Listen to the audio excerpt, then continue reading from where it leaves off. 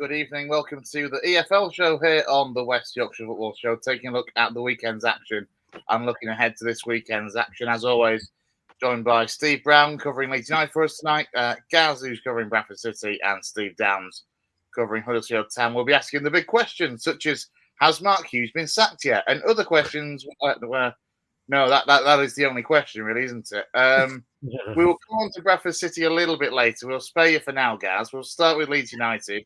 I suppose the big question is just how bad is Jason Booker at making predictions? Steve, Jason was confident ahead of that one. To be fair to him, he was looking at it from the point of view that Southampton had been on a terrible run and we'd not conceded in 4 games. So he had quite a lot of kind of statistics and form that would back that up. He's a logical man, is Mr. Booker, and he tried to invoke logic when it's Leeds United, and you can't really do that. So I don't get my predictions right too often, but I think I was a little bit more cautious than he was, and it was just not a good day at all. I think Farker got it wrong in a few places, certainly with Joe Rodon, who was available again after suspension, and he didn't make the team, and it was Cooper in there, and you could argue Cooper was at fault for the first goal, and didn't make any substitutions. He seems a bit hesitant about changing things and being a bit proactive. He's got a bit of that Gareth Southgate thing going on where he doesn't like to make a change when possibly he should. Now, I know you're not a Southgate fan, so that's quite a comparison.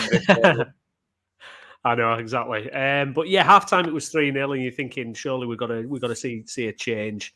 But nothing. And then I don't think we made our first sub till 70-odd minutes. And it was just a massive, massive off day for us. Really disappointing after what's been a good run of form. And we can't have too many blips like this if we are going to be looking at automatics and playoffs. I still think possibly we're not quite as good as what our form's been recently. I still think there's a few problems we've got to iron out. We've got quite a young forward line, and when it doesn't click, it can just end up not clicking at all really in the game. So we're not the finished article. You look at Leicester's result and they've blown Blackburn away 4-1, and I can't see us catching them, to be honest. I did think that they would have a blip at some point, but I think they might be the real deal, unfortunately for us. So a massive off day, disappointing, and at least we've got a quick turnaround to QPR on Wednesday, so hopefully we can put it right a little bit. It does seem out of the 3 that have come down, only Leicester are the ones to really kind of take this by the scruff of the neck and actually start as well as we expect. Well, we weren't sure really in the preview just how all 3 of you would start. We kind of thought we'd do all right with the players they managed to keep hold of, thinking back to the deadline day show that we did, of course, and when everything looked quite rosy. But Leicester just the team to beat by a mile at this stage, aren't they?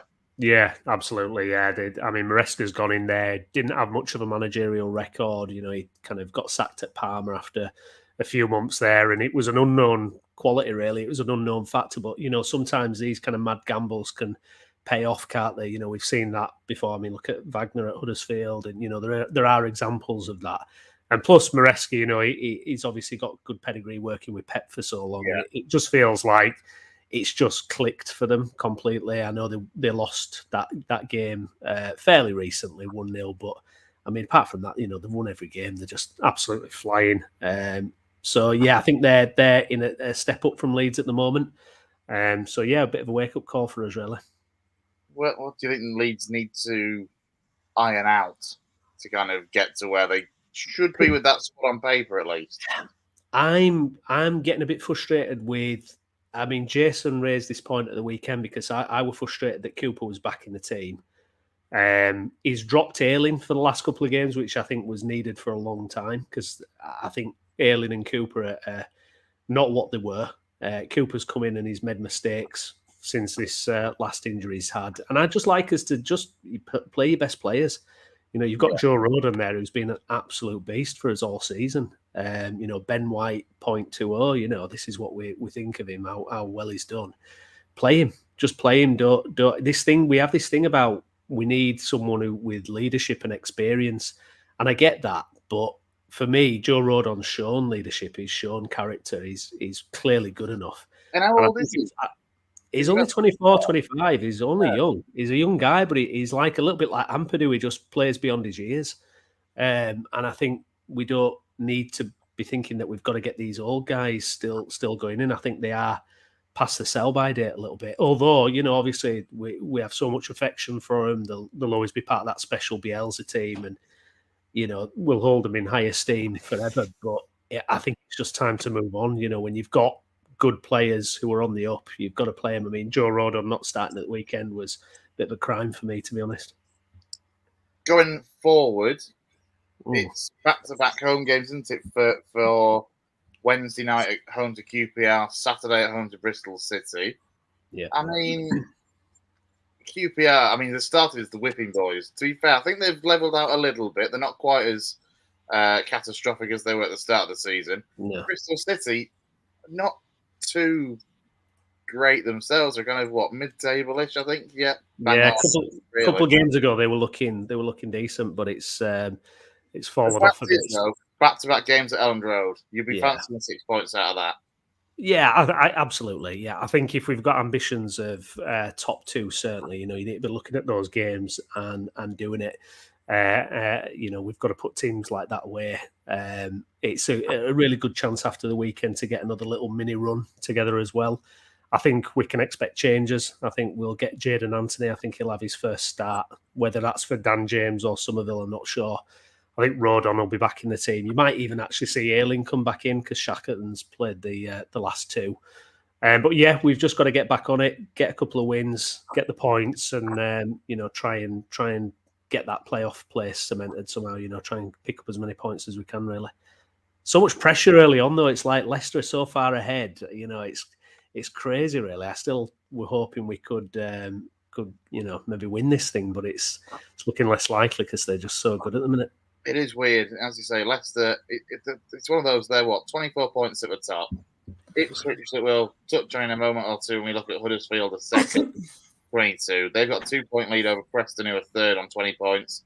Then Sunderland, Hull, Cardiff, Norwich just outside the playoffs on 16. Leeds, 13 points down in ninth. So you're well in that playoff race, even at this stage of the season. It's just not exactly what you're hoping for come the start of the season, really, is it? No, it was a difficult summer. It was a really difficult summer. We only put this squad together kind of the last couple of weeks of the window. Farke's had a lot to contend with, and it's trying to gel that team together really. And I think as Leeds fans, I don't know what other fan bases are like, but we kind of get very excited very quickly. So I think some people were ready to call Farke the new Messiah. And it's just, whoa, don't go too early. Don't go too early on this, because I remember Javi Gracia last year when he got a couple of wins under his belt and people were thinking, this guy reminds me of Bielsa. And then it's like 2 games later, everyone's like, please fire this guy out of a cannon because he's just terrible. So I think we've just got to wait a little bit, be a bit patient with Farke. It takes time. And I'm sure, there'll be lots of ups and downs going forward. But hopefully it'll work out in the end. We'll come on to predictions a little bit later. So for now, we'll touch on the other championship side in our region. And Steve, for your lads, Huddersfield Town, we spoke about, well, I know you spoke to Steve about the steady start that has been made under Darren Moore. A good point against a very informed Ipswich team on Saturday. A very good point. A point I didn't expect us to get, to be quite frank. I was quite adamant, really, in my own head that, to use Jay's word, I thought we were going to get destroyed, to be quite honest. Because Ipswich are a hell of a side, McKenna's a hell of a manager, and they've been on a hell of a run. So I'll be honest, I feared a little bit of the worst, to be fair, even in his second game. And that's not to do with Darren Moore, and really that's not to do with our lads. It's just the way that they're playing, the way that they set up, the double sort of break that they have, which is very sort of new, really, to the Championship. They sort of like do this double press. It's weird. It's like they press once, then they sort of come back, and then it's another wave. So they do it really well. We managed to get on top of that, really, on Saturday. they still played very well, but we were the better team really throughout the game. Definitely played above ourselves. I thought Hoggy was outstanding until he went off injured. Yakinama, he was unbelievable. And Ruffles had a good game, and so did Bergzorg, who scored the goal. So there's a number of players really that was key to that performance for me on Saturday. And McKenna just couldn't handle the sort of block that we put in place. And I thought Darren got his beginning tactics right. There's been a lot of discussion on the forums and social media about his subs on Saturday. I thought he got his subs right against Coventry. Arguably, you could say that he didn't quite get them right on Saturday. But if you'd have said to me, a 1-1 draw, that's what you're going to have against Ipswich, I'd have taken that all day long, Chris. I'd have ran with it. Yeah, I mean, you touched on the fact that obviously on the forum there's talk about. I mean, I hate to say it, but it's 2 games in. Are we really finding faults already? Like, I don't think. I don't think you personally, but across the families generally, are people really looking at faults already? Of his subs aren't quite right in this game. They are in that one, but not this one. Already. No. I think that's just what football fans are, aren't they? That's how they see how the games change. I don't think it's an over criticism of Darren after 2 games. For definitely not. Against a good Coventry side that we came back in the last minute and we kept fighting, and against what is the best side in the division so far, statistically at the top of the table. But that those subs did change the game. And also Ipswich, who made subs, did change the game, and that's what made the difference. And the goal that they scored, I didn't really have a fault for the goal, to be honest. We could have cut out the first cross, that came in the box, but the header back was to a player in space, and he scored the goal. So it's not like it was a massive mistake defensively. It's just you're taking players off like Karoma and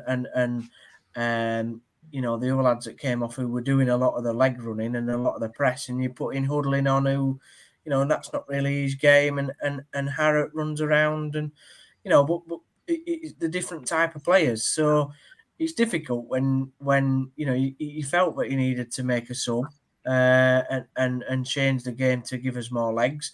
Actually, that probably give us less legs, but I understood why he made the subs, even if they weren't the right ones. So I won't say it's an over-criticism, but of course that's going to, if that changes the game slightly or the tactical ability of the team, then that's obviously going to be a talking point after the game. But I think everybody who walked out the stadium on Saturday was quite content, really, with a point. I mean, it was just disappointing that we couldn't hold on to a win. I mean, to get a win against Ipswich in his second game would have been unbelievable, really. Yeah. Can I just say about Bergzorg as well? This guy, I've only seen the highlights, but you love him, don't you? Excited. Honestly, I'm like, can we put a great name for a start?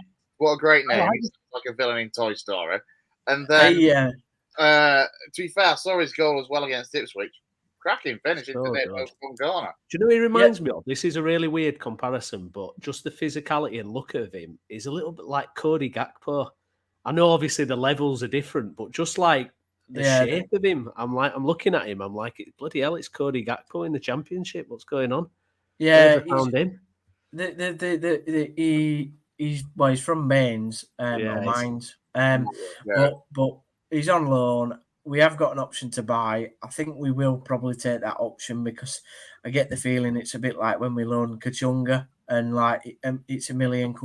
Well, you might as well buy him, haven't you? Because I think he'll get you, if he has a really good season, he's probably got 12, 15 goals in him alone, to be honest, when he gets used to the Championship. And he's made a really good start. I like his character. He's a bit like, bounces around. He's a Colin Quanner in the same respect of, like I said last week, Steve and Chris, it might be the first time you've heard me say it, but nobody in the stadium, and I mean nobody, not even himself, knows what he's going to do with the ball. Until he strikes that ball into the net, he didn't even know he was going to do that. And I absolutely love that, because what is a defender? How's a defender supposed to predict that? It's unpredictable, isn't it? To the end degree. So he's been a good signing. He's made a solid start. I think sometimes he needs to learn to pass it instead of doing a couple of tricks and silky skills that don't always come off. But I think with a player like that, you've just got to accept, look, a lot of the time they're probably not going to do the most, they're going to be frustrating. They're not going to do a simple thing. But for every simple thing that they don't do, they'll probably come up with a bit of magic as well. Am I right in thinking that he's been mostly through the middle for Huddersfield so far as a striker, rather than a lot of his career has been as a wide man, as a proper out-and-out winger, hence having that ability and the usually being in areas where he's able to get away with doing the fancy flicks and skills out on the flank. Yeah, we've used him sort of up front. I think Warnock was going to probably turn him back into being a winger if he'd have carried on, but I seem to think Darren quite likes him up front because also he's very pacey. So if you want him to press, he's probably the right sort of player to do that press. With Karoma and Thomas, who were also quick. So I kind of get the feeling he'll probably be up there. We don't have a lot of other options, to be honest. As you well know, we were looking for a striker. So, if he's the best option to be up there, then fantastic. And hopefully we'll grab a few more goals. But I've liked the start he's made, I have to say. And finally, before we move on to Bradford, for Darren Moore, the start so far, 2 games, 2 draws. How does the fan base generally seem to view it as an appointment at this stage and on these early stages so far? Positively, I think. He's made a really good start. I think we said in the group chat, for me anyway, it's a steady pair of hands. Not necessarily going to get you that Premier League dream that Kevin Nagel's got in, 3 or 5 years, whatever it is, but certainly someone who'll steady the ship for Huddersfield. Yeah, but you never know, Chris. I mean, the fact is that I said he was a boring appointment, and he still is in a sense. He's not an exciting. I didn't jump up on a ceiling when we appointed him, but what I did do was thought, right, well, he's going to at least get us probably to mid-table. That's a good start.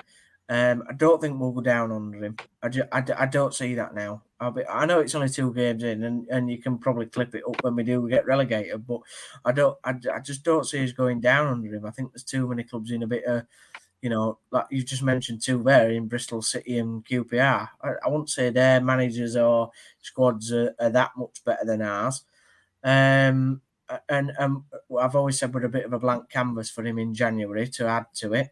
He'll get the next international break to work with the players, which will be good. So they'll get used to his system. I don't think he'll play as defensive as what he did at Sheffield Wednesday, because we've got very much more attacking players than what he had at Wednesday.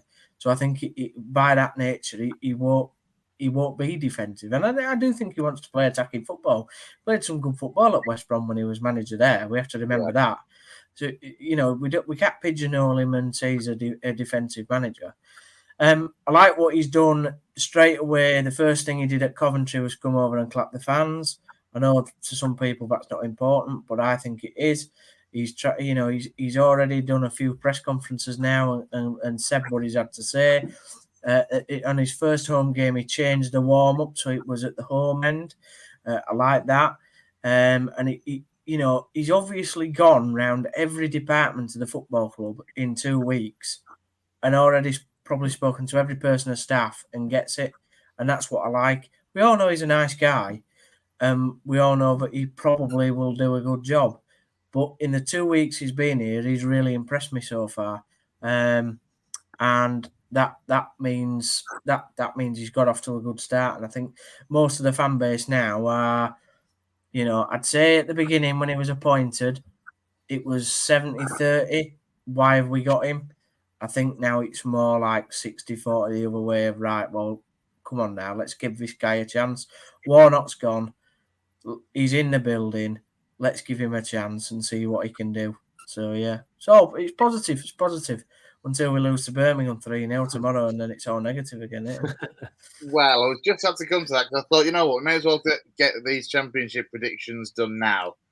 Steve's going for 9-1. I know it. I can tell.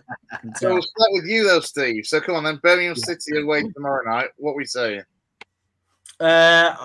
Birmingham not been on a good run. I think they started well, but they're now sinking like Birmingham always do. Yeah, no, They'll be 5. their squad's not. It's not in the position it needs to be to crack a playoff spot for sure. So I think we've got a good chance tomorrow. If we turn up and we play some football like we know we can, and Zorg, as I call him, gets his silky skills on and can create a few. He's like that Buzz Lightyear character. Wasn't he named Zorg? Zerg. Yeah. He's got half a name in his name anyway, hasn't he? But yeah, if he's got his silky skills on, I don't see why we can't not come away with a victory. So I'll go for a 3-1 victory to Town tomorrow. I am confident tomorrow. That is very confident for you, Wow. Steve. Yeah. On to Brownie for Leeds. Sounds like you're at home. Third bottom of the championship. Yeah, I fancy us to come bouncing back. I think 2-0. I won't go 9-1, but I think it'll be a win. I think Gonna destroy them. Comfortable. Yeah, destroy them. Yeah. I was expecting to say at least 4, but all right. Yeah, so I reckon 2-0, nice, comfortable. Get the business done, and 3 points, please. Gaz. Everybody, Gaz has opened the club shop for signatures tonight. If anybody wants a signature to get Mark Hughes out of the building, he's available. I mean, where do we start with this then, Gaz? Let's be honest.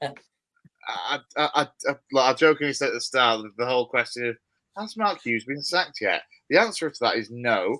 The answer to a lot of Bradford's the response to that for a lot of Bradford City fans, I think, is why not? Where do you stand on this? And obviously, am I right thinking you were at a wedding on Saturday, so you didn't sit through it? Yeah, I said on the last pod, I don't like missing home games. I don't miss many. But yeah, I was at a wedding, and I'm reasonably glad that I was, to be honest, because speaking to people that were there, spoke to our friend Jason, and then a couple of lads that I sit with who were, the lad I sit with who I'm sort of very good friends with, he's erring on the side of positive most of the time, but he just said it was awful. He just said, like, there's no 2 words describing it. He said, we were good until we scored. We went 1-0 up. We looked pretty good. And then we just completely stopped playing, surrendered the initiative.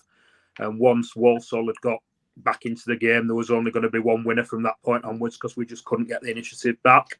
And obviously it just got worse and worse from then on. I know you said in the group chat you could hear the boos from Rochdale. It wouldn't surprise me if you could, to be honest, because it was getting like that. Like I said, at the Harrogate game, the last home game, when we equalised in the last minute and everyone's normally ecstatic and all people did was just carry on booing Hughes. So the fact that we lost 3-1 at home to Walsall doesn't surprise me that it would have been even louder. It'll teach me to be positive because I'm never normally positive.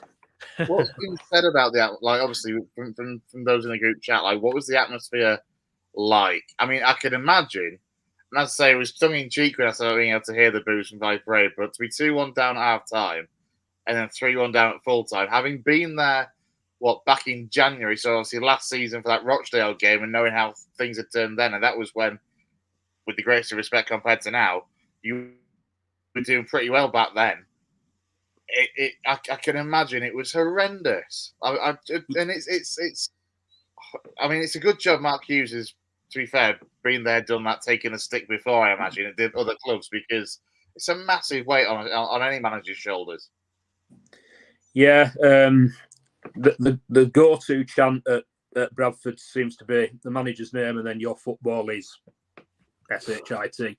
And apparently that started on Saturday, and there's not normally much coming back when the City fans start chanting that. Hughes was asked about it afterwards and said that you expect to get booed when we play as badly as we do or when things are going as they are. And the fans are perfectly entitled to do that. I suppose he's right, isn't he? Like I say, just teach me to be positive because I'm normally on the side of negativity. But I honestly thought after what happened at Newport and us winning 4-1, and I spoke on the last pod, I said we've gone back to the formation that the fans want. We've got Cookie back. I can't see any reason that we can't win the game. And then we've gone in and turned the performance out like that. Sam Stubbs, who was captain on the day, I'm told that he's our best defender. He's been pretty good since we signed him. I'm told that he was awful on Saturday.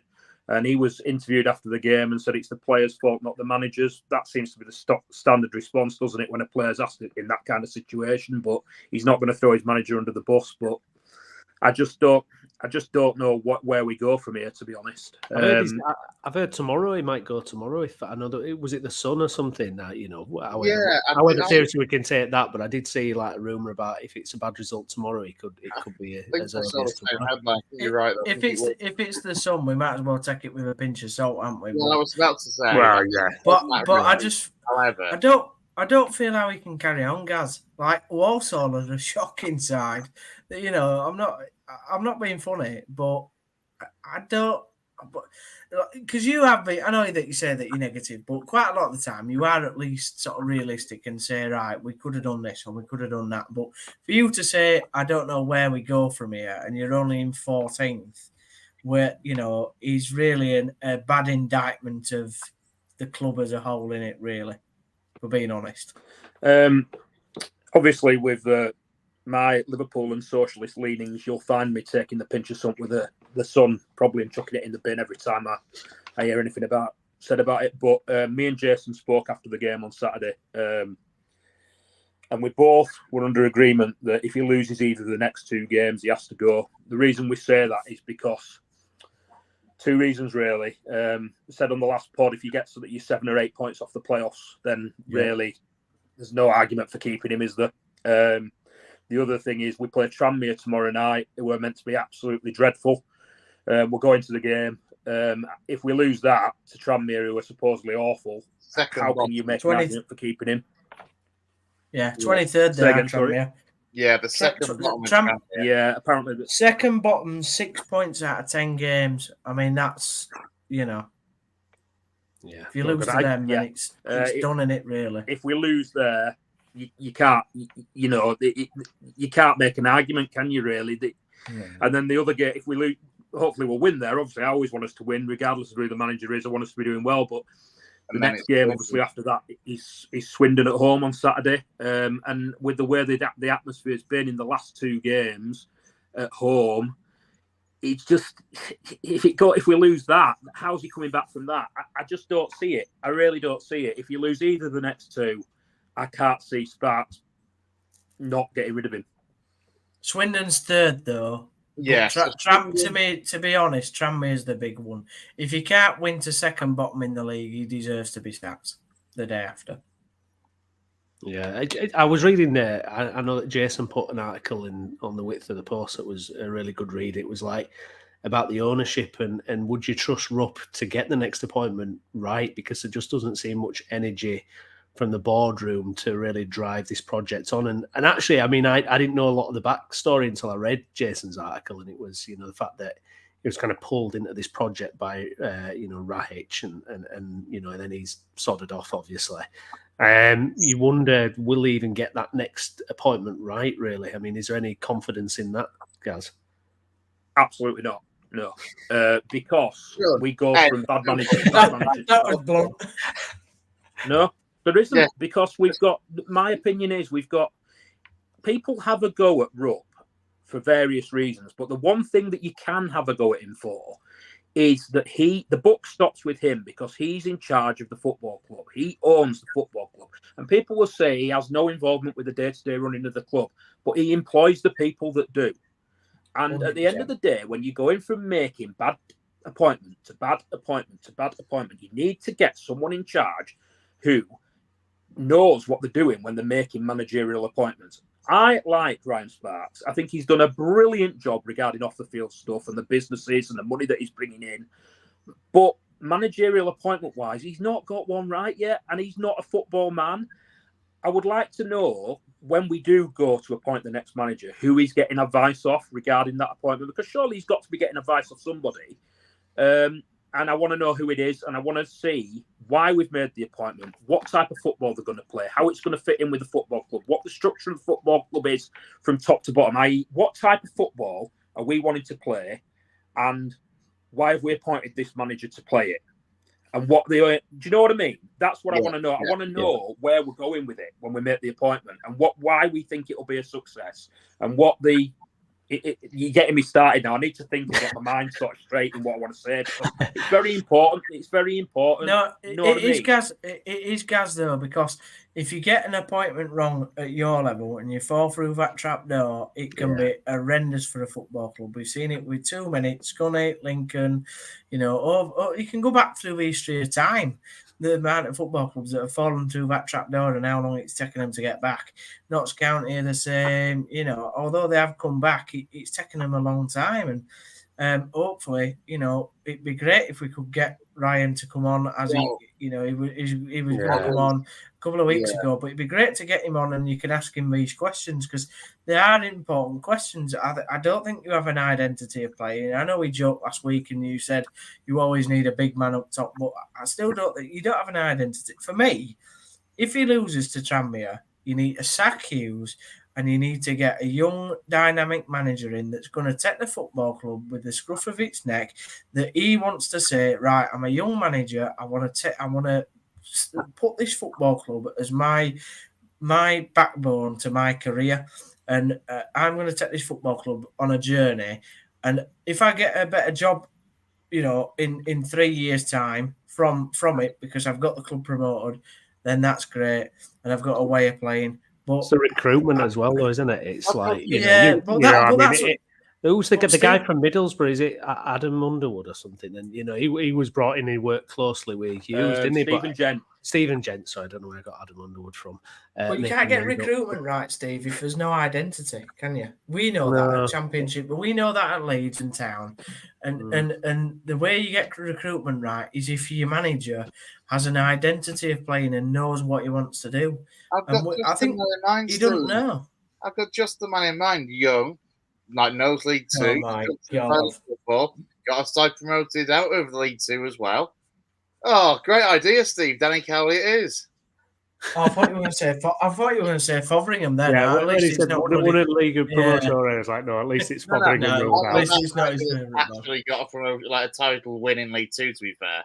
But Cowley would be perfect at Bradford. Yeah, because he's got a way of playing and he'd suit League Two. Crap football. He'd suit League Two down to the ground.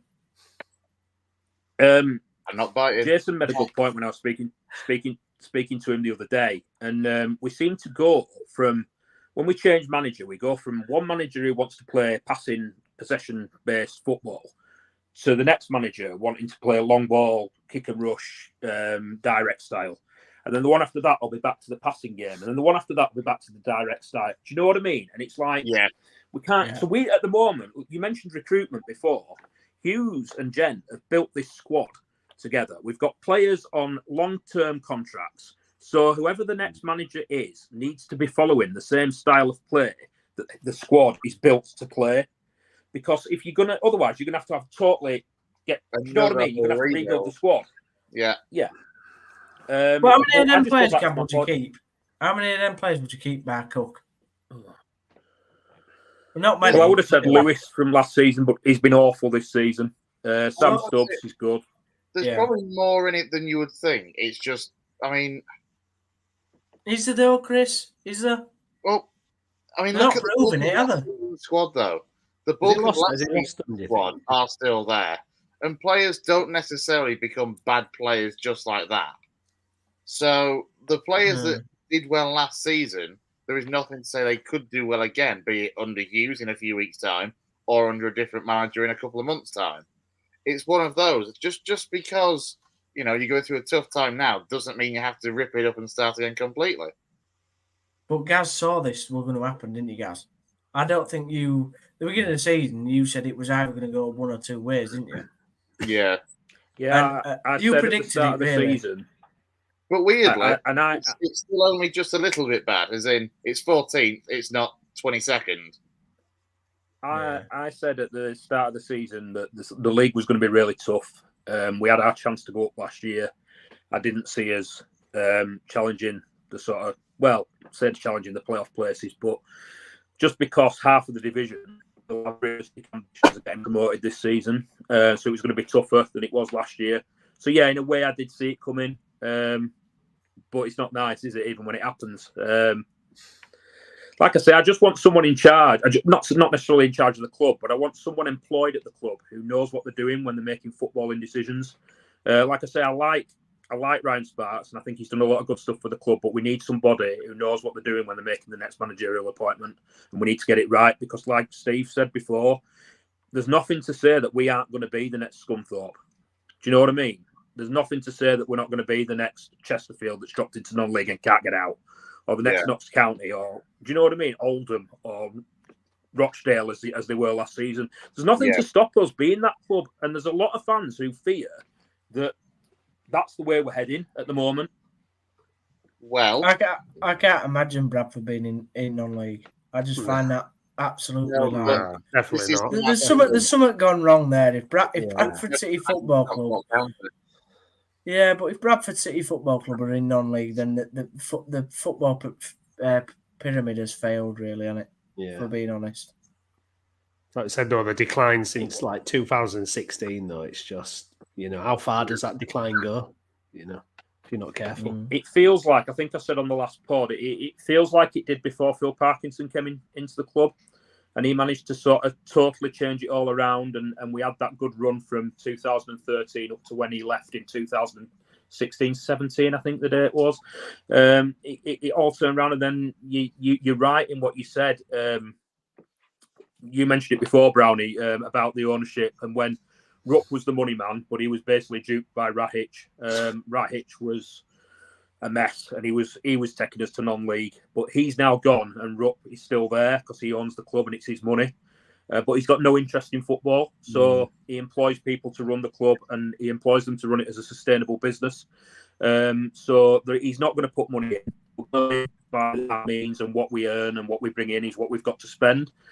So, yeah, I don't know where we go. We need people making the footballing decisions who know what they're doing. That's all I can say. That's all I can say about it. Get you in charge, Gaz. That's it. New role, director of football. Go on. Well, this is it. Like, they brought Stephen Gent in to do the transfers, and he comes from the Championship. How much does he know about the lower leagues? We've got Mark Hughes, who's Premier League Championship manager. How much does he know about League Two? I'd just like to see someone there who, just knows what they're doing. I'll be honest, like Chris, I know that you didn't bite, and I wasn't trying to get you to bite, mate. But I do think no, I wasn't. I don't care what you say, but I do think Cowley would be a good fit for Bradford. I actually really do. I think he'd go in there. He's had a few bad jobs now, but Bradford's a bit like Lincoln, isn't it? If you get people together and you get everybody on side pulling in one direction, there's nothing to stop. Like I said the other week, you get a club like Bradford City on a roll, and it becomes a bit of a giant, really, doesn't it? Michael Beale, Jesus. I saw Gaz pop that out on there on Twitter today. Oh, Jesus Christ, Gaz, don't do it. Honestly, I think, to be fair, the one thing that the Cowleys will do, and they absolutely did it for Lincoln, was to galvanise a place, and not just the kind of the squad and the club, but in Lincoln's case, the city on the whole. Like, crowds went from 2,500 tops when we were at our lowest in the National League to, by the end of the first season when we won the title, you were near enough selling out 8,000-9,000 every week in a 10,000 capacity ground. It's the only thing is, the way that the Cowleys got out of the National League and League Two was direct football with a big man. Now, I don't know whether necessarily the Bradford fan base, you tell me, Gaz, how much does style of play actually come into things for Bradford City fans? I mean, I've always said as a Lincoln fan that I will sacrifice pretty football every day of the week if whatever the alternative is winning. Where do Bradford fans sit, though? Because it's a massive fan base. It's interesting because when people say pretty football, a lot of people mean different things. Yeah. To me, what I want to see when I go watching football is I want to see tempo that gets the atmosphere going, and I want to see chances created, and I want to see us battering a team. However we do that, whether it's possession-based or whether it's going long ball and getting players around the big man, I don't really care. Phil Parkinson's teams work pretty football, possession-based. But they created chances, and you knew if we were behind in the last 20 minutes at home, we were going to have a bloody good go in that last 20 minutes. Yeah. Do you know what I mean? People say, "Oh, he plays good football." Well, what does he mean by that? Does he mean that good football, keep the ball, but don't create any chances? Do you know what I mean? Is that good football? I want to see us creating chances and playing at a tempo. That's what gets the crowd excited. That's what gets them off the feet. And it don't really matter how you do that, to be honest.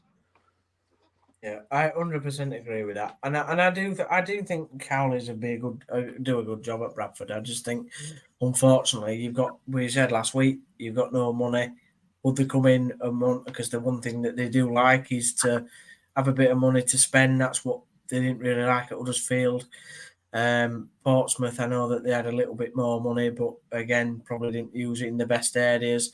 Well, Bradford's got no money, and that you're literally working on the no money. I know somebody put up a comment about keeping the players you've got, but the players that you've got, statistically, at this moment in time, that squad is not good enough to get out of League Two. So I don't think it is. So you need to change the squad, and you need to change it in a number of areas. You're all right with Cook, but you need some more creativity. You probably need a better holding centre midfielder. And you've talked about before the fullback situation. So, there's a number of areas that team needs to be improved if it wants to get out of League Two. I'm not saying Paul's wrong, by the way, but, it's just from an outsider's point looking in that you've got no money. You've got a manager that doesn't really know how to play League Two football. You've got a recruitment team that doesn't know how to recruit League Two players. And you've got a fan base which is massively divided and angry. It's it's really a cauldron of disaster, isn't it, at this moment in time? And if you lose against Tranmere and Swindon, then God only knows what's going to happen. See, the thing is, you could argue, by getting Hughes in the first place, it was such an ambitious move. It was like one of those, wow, Bradford City have got Mark Hughes in as manager. He's massively under-delivered, hasn't he, really, when you look at it? From a point of view where his reputation and what the expectations are when you get someone like that, you could argue that the board were really ambitious in who they got, and he's just massively, massively under-delivered. Yeah, but then so has every other manager who's come in since Phil Parkinson. So, what is wrong at the football club? Yeah.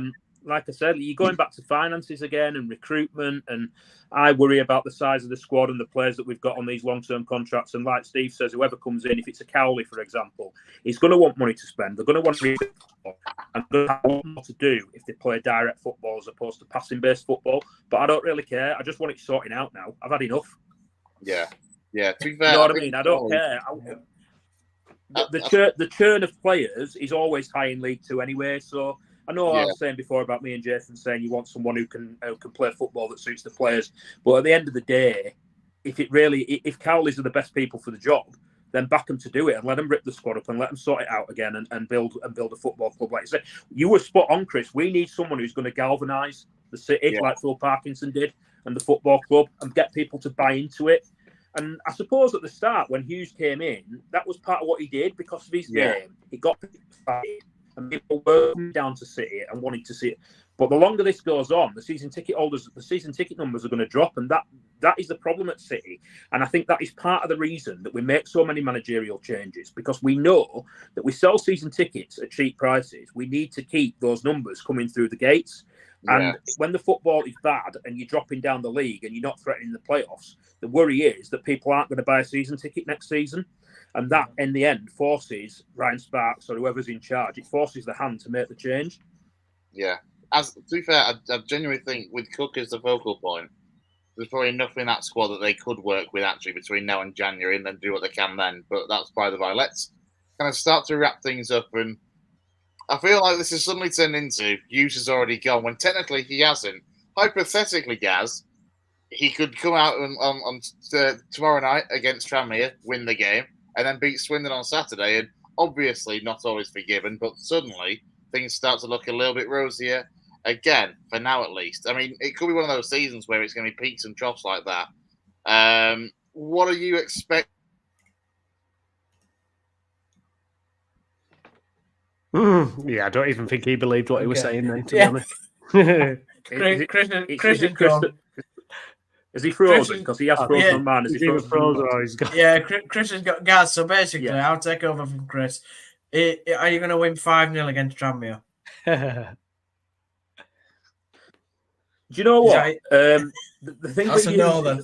we've spoken about this before. He has a habit of getting a result when he needs one and clinging on. Do you know what I mean? And then, like you said, I was saying the other day when Jason asked me about it, Jason Booker on the podcast, the only way he's going to keep his job is by winning games.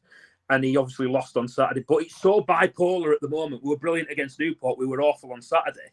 It's like, is he? Yeah, I wouldn't put it past us winning the next 2 games. But even if we do that, we'll probably lose the 2 after that, and we'll be back here again speaking about this in 2 weeks' time. So it's just unpredictable. It's a proper therapy session for you, isn't it, pal? This one. It's always the same, mate, when you're a Bradford fan. No, I can just tell. Like me and Steve's been. Oh, he's back, Chris. You look so happy in that last question, by the way. Yeah, that should have been your profile picture. That one. You were basically you were laughing at Gaz's answer. That was terrible. That disgusting. I was going to say, actually, if the question came through, I don't know if Gaz got to answer the question. To be fair, I've been having issues. He did. He said that. He said Bradford were going to win Tranmere 9-1 and destroy him. I didn't. What did you say then, I Gaz? said that you just can't predict. I basically said that Hughes, so far this season at least, is when things have got like this, he's had a habit of getting a result when he's needed it, just to sort of put a knot in it. What, but do you mean like Newport? The thing is, even if we did... Say again, sorry. Like Newport, for example. Exactly, Chris. But the thing is, he just put on it and beat Tranmere. If we then lose to Swindon on Saturday, or the game after that, we're going to be back here again talking about the same things. We're just not consistent enough. So the fact that the consistency is not there means that he's gonna go at some point. It's just how long it's going to be before he does. He's not likely to walk either, is he? He's never been a man to step away easily. You wouldn't have thought so, would you? Especially seeing as this is probably if he fails here, he's finished, isn't he? He's got nowhere to go in professional as a manager. Well, so I can't see him walking away now. Next up, Saudi Premier League. If you're going to Saudi Premier League from Bradford City, football's dead. Football is dead, in it. If he starts working with like £1 million footballers over in Saudi Arabia after walking out of Bradford City Football Club, then we might. That's what you can do in football. You can fail upwards, can't you? In football, though. Yeah. That's how it works, isn't it? You can. One positive though, Gaz, and at least there's no VAR in League Two. Especially. Have you seen me tweeting about that? Oh my goodness me! What on earth? What's your opinion on that one? What is your opinion on it? Are we on about the Liverpool thing? Are we on about the Diaz goal? Keep up, Steve. Yeah. No, I have. There's so many bad VAR decisions. I didn't know which one you were necessarily on about. I just can't. I can't believe it. Like it throws the whole thing into doubt now completely. What amazes me is that they came out 10 minutes after the game. They already wrote the statement during the game. That was brilliant. They apologised like 5 minutes after the end of the game. I just don't. To me, it's pointless now because they're getting even. I mean, that's not even a hard decision, is it? There's clear daylight between him being onside or offside. It's not even. You don't need to be a rocket scientist. I mean, I'm blind and I could see it were onside. We all said in the public we're onside.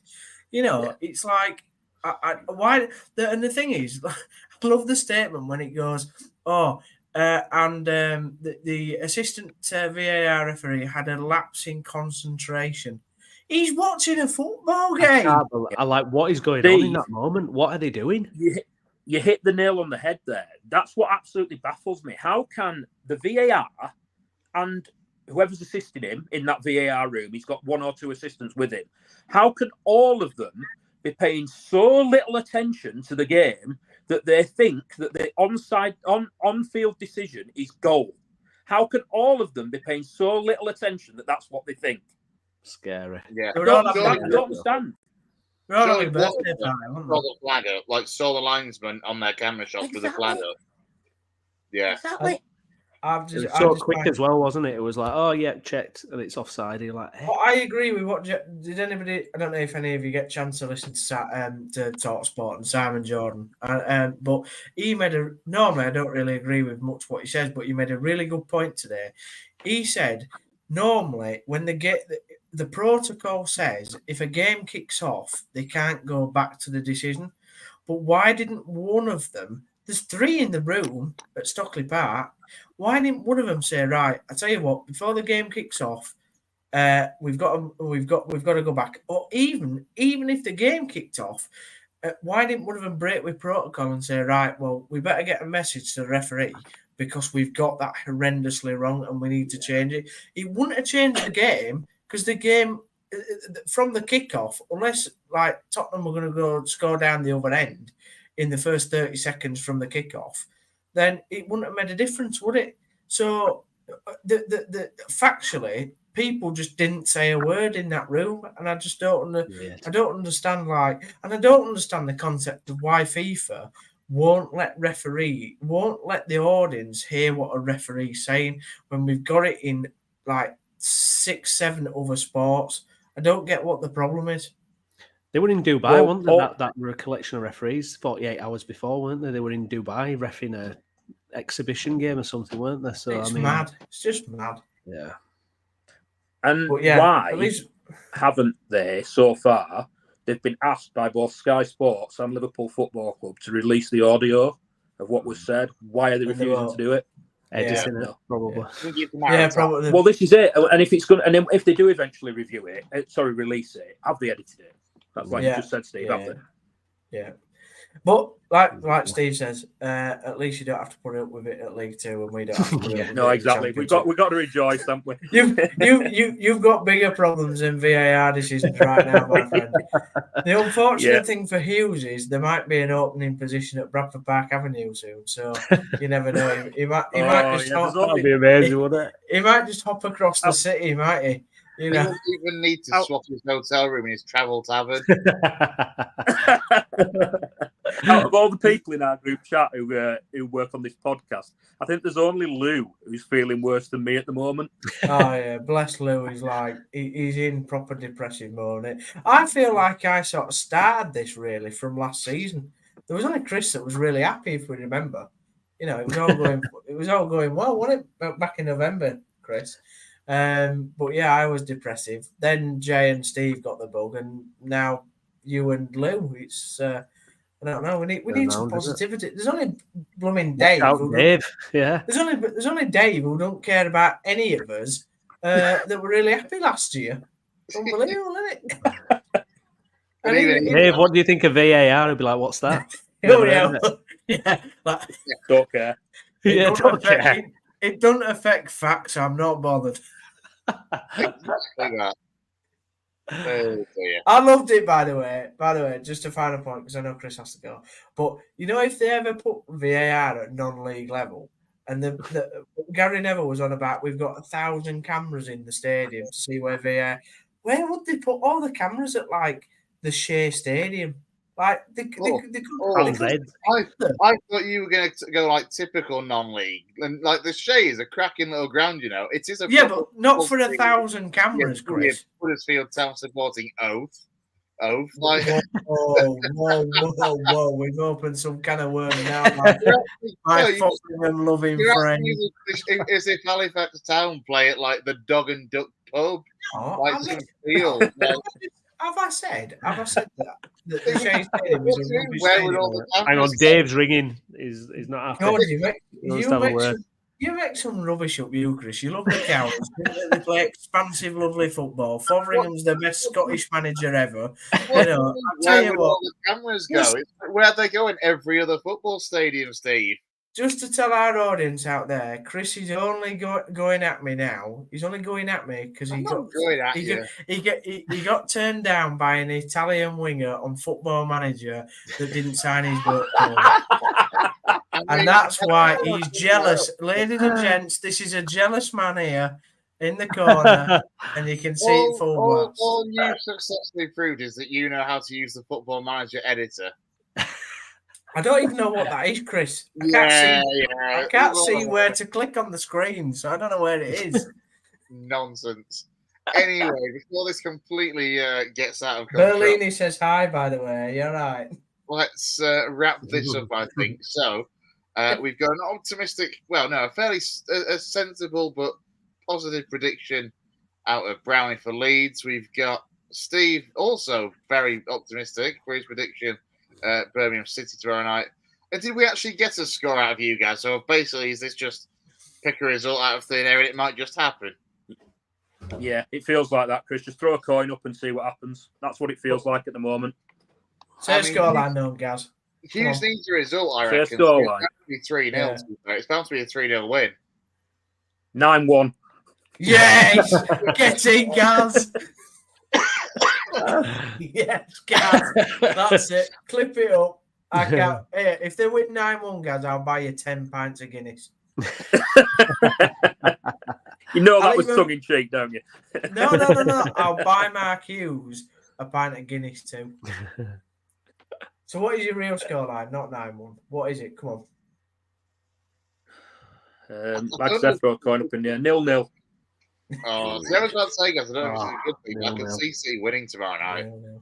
Just because it's that result. Yeah. That's what I was saying before, Chris. He seems to get one. When it gets like this, he gets one and puts a knot in it for a couple of games, and then it starts again. Yeah. Can you imagine if you got a 0-0? Imagine he got a 0-0 and he went up to the away end and he was like, he did the finger like shucks. Hey,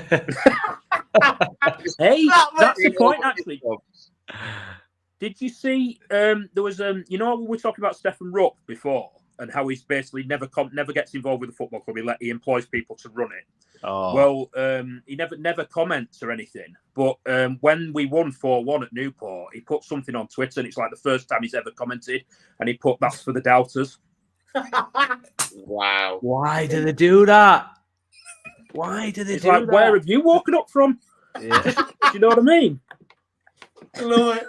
He's just madness, isn't it? Football ownership's just mad. Well, I see Kevin Nagle. Kevin, the big Kev, he's not really tweeting as much. No, is he? big Kev's in Sacramento still, and they've just chucked a 13-year-old into their first team to make his debut on. It was like last night or the night before. Yeah. So like that was he's in Sacramento at the moment. I think he's quite happy with Darren being manager, but yeah, it's just mental. Why would the Bradford? Oh my god, it's just mad. I'd love Hughes to go to the away end after a 0-0 though. But he never comments, he never comments. So why did he decide that was the time? Yeah, it's just the madness of lower league football, and that is why we bloody love it. Really, deep down. It's not like you wouldn't get it at Prem level, would you? Glazers well, at Man United just don't bother, do they?